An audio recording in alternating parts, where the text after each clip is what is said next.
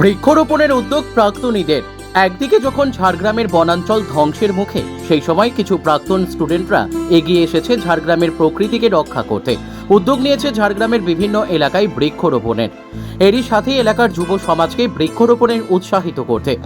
একই রকম চিত্র আজকে দেখা গেল ঝাড়গ্রাম নৃপেনপল্লী জুনিয়র হাই স্কুলে। এই স্কুলে যে সমস্ত ভারপ্রাপ্ত শিক্ষকরা রয়েছে তারা সকলেই কুমুদ কুমারী বিদ্যালয়ের প্রাক্তন ছাত্র। তারা নিজেদের বিদ্যালয়কেও সবুজায়নে ভরিয়ে রাখতে বৃক্ষরোপণ কর্মসূচি নিলেন আজ। এই অনুষ্ঠানে প্রধান অতিথি হিসেবে উপস্থিত ছিলেন ঝাড়গ্রামের ডিপিএসসি চেয়ারম্যান জয়দেব হোদা এবং জঙ্গল খাস জুনিয়র হাই স্কুলের শিক্ষক শিক্ষিকারা।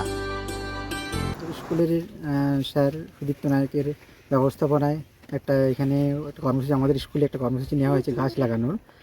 যে কর্মসূচিটা নেওয়া হয়েছে, যারা বড় বড় গাছ, যেগুলো অন্তত 10 ফুট 12 ফুট এই ধরনের গাছ, ওরা ঝাড়গ্রামের বিভিন্ন জায়গায়, তার মধ্যে আমাদের স্কুলেও 4-5টা এখন লাগানো হচ্ছে, রানিং কাজ চলছে এখনও।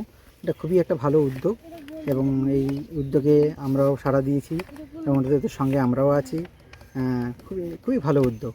সেই কর্মসূচিতেই আজকে আমরা এখানে সবাই, আমাদের ম্যাডাম, ছাত্ররা সবাই একত্রিত হয়েছে। এই মুহূর্তে কতগুলো গাছ লাগানো হয়েছে?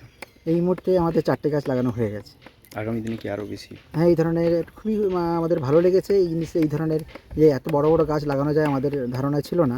তাহলে এই ধরনের গাছ লাগালে কী হবে, আমাদেরকে রক্ষণাবেক্ষণ করতে সুবিধা হবে। গরু ছাগলের কাছ থেকে আমরা এটাকে বাঁচাতে পারবো খুব সহজেই। এবং এই ব্যবস্থা এই ইয়েতেই আমরা অনুপ্রাণিত হয়ে ভবিষ্যতে হয়তো আমরা এই ধরনের গাছ আমরা নিজেরাও লাগাবো আর ভবিষ্যতে। আরও খবরের আপডেট পেতে সাবস্ক্রাইব করুন বর্তমান টাইমস আর ফলো করুন ফেসবুক পেজ। আর পেতে থাকুন সমস্ত খবরের আপডেট।